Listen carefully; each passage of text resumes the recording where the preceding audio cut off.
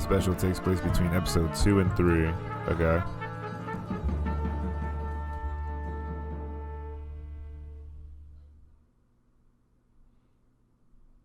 Walk in, ask questions, ask him out. Walk in, ask questions, ask him out. Ask him out. Get it together, Natalie. Stay impartial. You don't know what terrible things could be hiding behind those big, gorgeous eyes. What if he's a murderer? Or a cultist? Or one of the self-proclaimed war veterans from that non-existent country? Sorry I'm late. My workload is crazy right now. But you were just whispering through that door, talking about how gorgeous my eyes were, like 3 seconds ago. Oh man, bad John. Containment breach. There are all loose that look like honest, hardworking psychologists attempting to flirt with my patient, who I have absolutely no romantic feelings towards.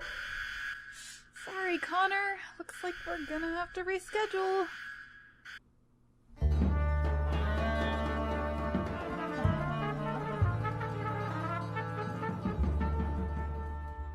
Guess they all got away. Can't catch all of them. So, Connor, let's talk about the root of your confidence issues. Who were the most influential people in your childhood? Tell me about the people or things you met during your very unique, confined upbringing. Patient confidentiality, it's only us. As a kid, I was transferred a lot. One time I met a guy who involuntarily jumped between alternate dimensions. He seemed nice, but conversations with him were a pain. Then there was that day I got to meet myself. Wait, is that the person that we just seen from the SCP on London? When I was that toaster that can only be talked about in the first person. I was a real mindfuck. When I finally met a kid my own age, he was cool, I guess. He told me that he could force any adult to take care of him, groom him, and then feed him until they died of starvation. Lucky. There was this ghost that possessed one of my corpses once. We hung out for a while until he got bored of me and possessed some cooler kid. Let's see, there was an author from Site 51 that kept bugging me about his bad novels. Then there's that one guy I'm not supposed to talk about, and a few more, but I can't really remember them at the moment. Uh-huh. Actually, you know what? I did have a real friend for a while. His name was Gilbert. I was probably 11 years old at the time. Site 6-3 had a huge childcare center that I got to stay in for a while. I tried to make friends, but it was an international site, so most of the kids spoke Mandarin, alternative French, the secret script, fire tongue. You know, the usual. Soon enough, my dumbass thought all the other kids would get a kick out of my regeneration powers. God damn. They didn't like it. But somebody thought it was cool. It was one of the pet octopi from the kids' aquarium. Turns out these octopi were psychic, so it didn't matter what language I spoke. I called him Gilbert. He was bullied a lot by his siblings because he couldn't change his colors. They snuck up on him and kept eating his food during feeding time. Gilbert always used to tell me that he wished he had my regeneration powers because of how useful that must be to fight against the winged menace. I don't know what he meant by that, but it made me feel pretty important. So I always made sure to keep him well fed whenever his brothers and sisters would go to sleep. He also told me that one day he and his family would finally travel back to the ocean. Somehow. He said it was beautiful, and promised that one day I would see it too. On one occasion, I was given permission to visit Gilbert's main tank in the aquatic center. They took him and all the other octopi there for most of the week. I was pretty excited to see Gilbert's mother.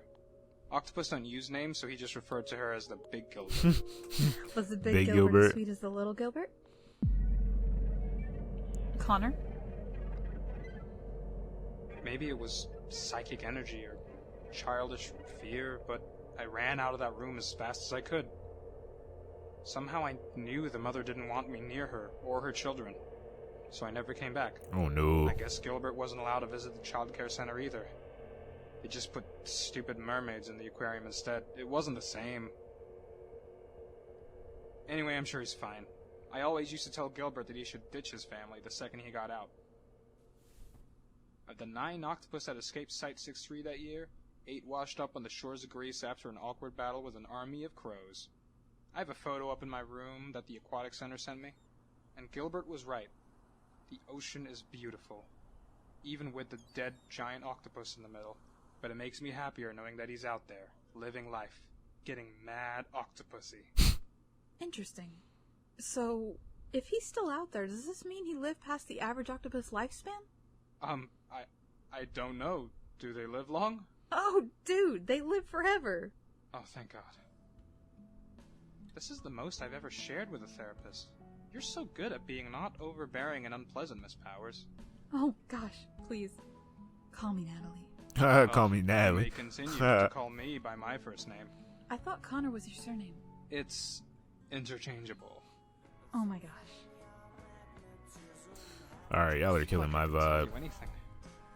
I wish we could just keep talking after this session. I don't care what about. I just really like you to talk with. Maybe we can go on a date sometime. We can talk about whatever we want on a date, and awkward pauses are normal because we're eating. Date? Does that mean we get to hold hands?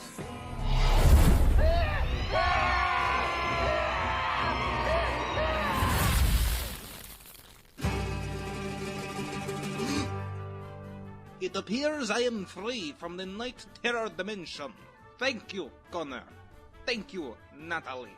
The sheer amount of sexual tension from you untouched virgins shattered the boundaries of reality, and now I can walk amongst the living yet again. Yes! By the way, session's next Thursday, Connor. Remember to bring your dream journal.